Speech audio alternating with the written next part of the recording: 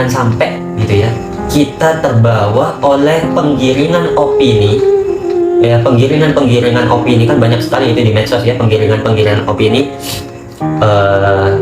agar kita tidak mencintai ulama kita, agar dianjurkan, disunahkan kita itu memberikan hormat ya, berdiri, hormat dengan cara berdiri ya, hormat dengan cara berdiri kepada siapa? Kepada imam yang adil, pemimpin yang adil ya, adil. Kemudian berdiri, kita dianjurkan, disunahkan juga berdiri memberi hormat kepada kedua orang tua kita. Maka tidak sah gitu ya kalau kita diperintah untuk menghormati orang lain ya, maka tidak sah rasanya kalau kita tidak menghormati kedua orang tua kita sendiri. Nah, selanjutnya, siapa yang patut kita hormati dan siapa yang patut kita beri hormat?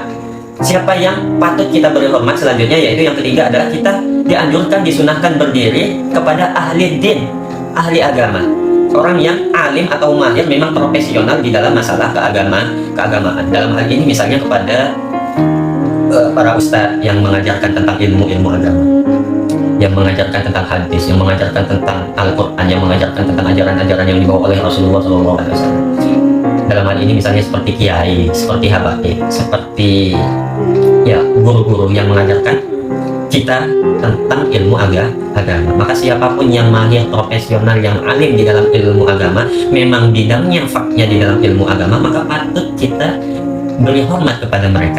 Maka patut kita berdiri ketika bertemu mereka, kita kasih hormat, ta'zim kepada mereka. Nah, cara memberi hormat, kata Syekh Nawawi Al-Bantani, ketika bertemu mereka itu caranya kita berdiri. Boleh dengan menganggukkan kepala ya. Kalau dalam tradisi santri itu, santri salaf, ketika bertemu dengan gurunya, ada gurunya lewat, diam gitu, kita nunduk, berdiri ya, berdiri, kemudian kita nundukkan kepala. Itu tanda kita memberikan hormat kepada seorang guru. Itu kalau tradisi di pesantren salaf itu kan seperti itu. Ini bukan masalah feodalisme teman-teman, ini bukan masalah kita didoktrin untuk menjadi budaknya orang alim, tidak.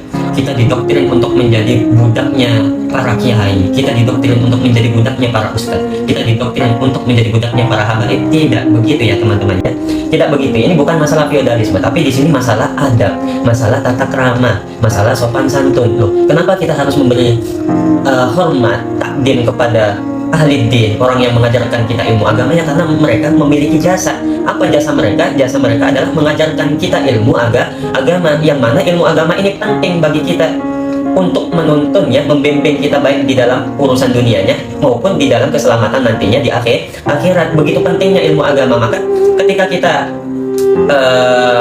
nggak perlu gitu kita menghormati mereka yang mengajarkan kita ilmu agama, ya monggo ya monggo, silakan, terserah panjenengan. Cuman kalau kata Syekh Nawawi Al-Bantani itu, kenapa kita harus memberi hormat, takdim kepada mereka? Ini sebagai bentuk rasa syukur kita kepada mereka, sebagai bentuk rasa terima kasih kita kepada mereka, karena mereka sudah mengajarkan kita ilmu agama, ilmu yang diajarkan, yang dibawa oleh Rasulullah, ilmu yang menuntun kita agar selamat baik di dalam dunianya maupun akhiratnya. Maka tolak ukurnya begitu aja teman-teman ya, seberapa penting jenengan itu nganggap ilmu agama, seberapa sampean itu nganggap ilmu agama itu menjadi ilmu yang sangat penting.